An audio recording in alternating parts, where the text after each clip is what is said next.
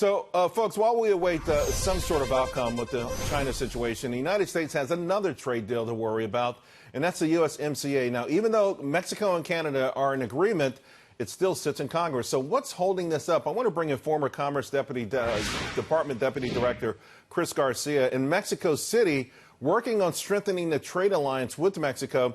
Chris, it's always great to go to the source. I know Mexico must wonder as well, what's holding this up?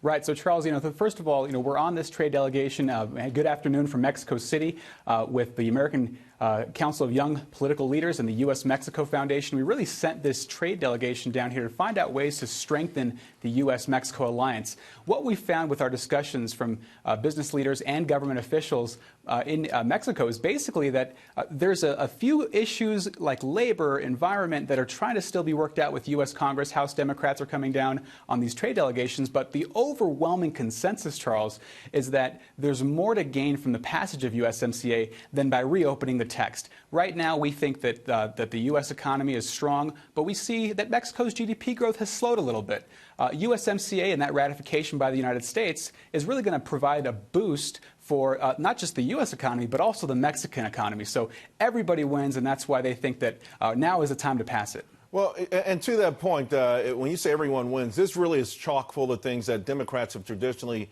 said they want in such a bargain, including higher pay for union workers. I know Richard Trumka is going to be heading down that way soon. He's going to make some sort of announcement. Do you think the Democrats are risking alienating their union workers by dragging this on? And by the way, farmers want this passed as well. Yeah, farmers want it passed. I think that union leaders who are coming down to Mexico, it's a positive sign.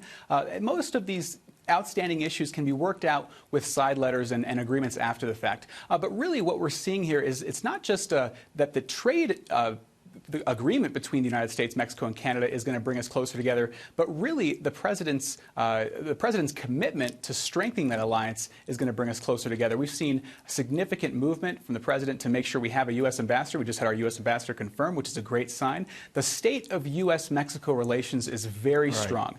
And in fact, a lot of the counterparts we met with were surprised to hear, because there's been so much misconstruing or misreporting or whatever it might be about President Trump and about President López Obrador, but they're surprised to hear that President Trump actually does want to see more immigrants from Mexico, as long as they're legal, right?